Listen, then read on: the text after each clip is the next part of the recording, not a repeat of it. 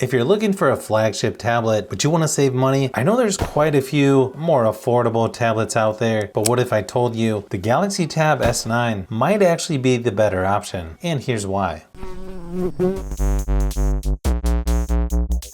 I've seen pricing at just over $400 for the renewed version. I'm not sure if you can actually find this brand new anymore unless there's someone on eBay. But keep in mind, this tablet was $800 when released back in 2023. It starts with 128 gigabytes of storage. Also takes a micro SD card up to 1 terabyte. It's a really thin tablet. The build quality and the design isn't much different than the new Galaxy Tab S11. In fact, it's got the dynamic AMOLED 2X display with up to 120 Hz refresh rate. So it's going to have nice and dark blacks, good contrast, and good viewing angles. I think the S11 might be just a tad brighter, but that's about it, really. I think this is still one of the better looking tablets out there, even when compared to some of the newer tablets that have came out recently. It's got 1600 by 2560 resolution. It also has the fingerprint scanner right on the screen, which I don't know about you, but I prefer it in that location versus on the power button. Whether you're watching TV shows, playing games, I think a lot of people are still going to really like the screen quality on this tablet, even in 2026. Battery life on here is actually a little better than average as well. I know it lasted over 9 hours in my typical battery drain test at 100% screen brightness. When you compare that to some of the newer ones, this one's actually better.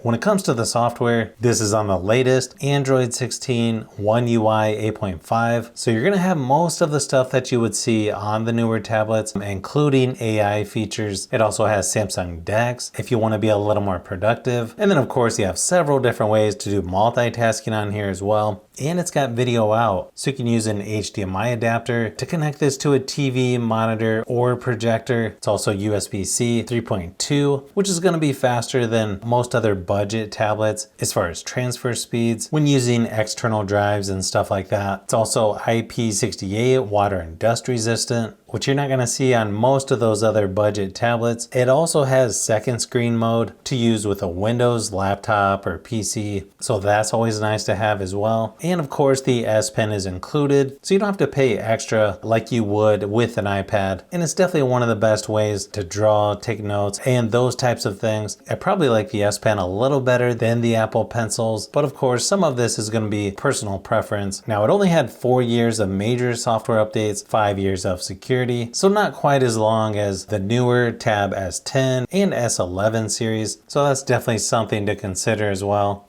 But when it comes to performance, this one's actually still pretty good, even in 2026, when you compare it to some of those mid-range and entry-level tablets. It's got the Snapdragon 8 Gen 2 processor. I believe it starts with 8 gigabytes of RAM. The one I have is 12, so plenty of power to do pretty much anything you would need to. It's also going to be a nice option for gaming as well. It's pretty easy to reach things on the screen, and it's just a little heavier than the newest Galaxy Tab S11. I think the speakers are nice and loud on here. Probably some of the best sounding speakers, especially at the time when this came out. Here's a quick sample just to give you an idea of what it sounds like.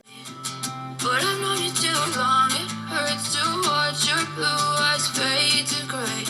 But I've known you too long, it hurts to watch your blue eyes fade to gray. As you fade away,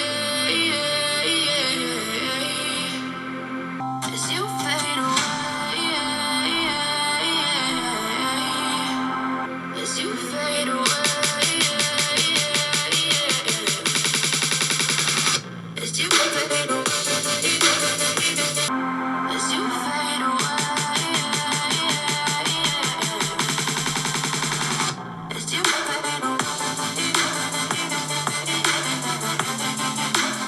Nice thing is you can shoot up to 4K resolution for video recording. It's got 13 megapixels on the back, 12 megapixels on the front. Maybe not quite as good as your cell phone, but still really good quality for a tablet. Here's a few quick samples just to give you an idea of what to expect.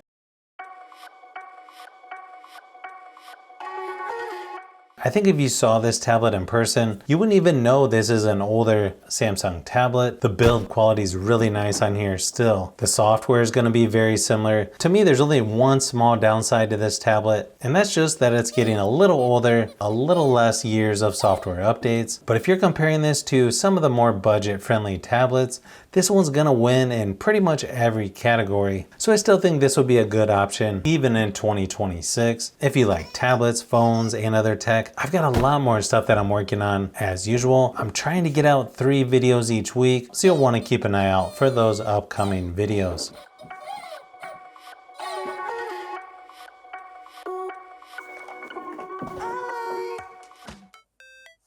So if you've made it this far into the video, you may want to say thanks by subscribing, and don't forget to give a thumbs up if this video was helpful. This is Brian from Fishbee Productions. Thanks for watching, and I'll see you on the next one.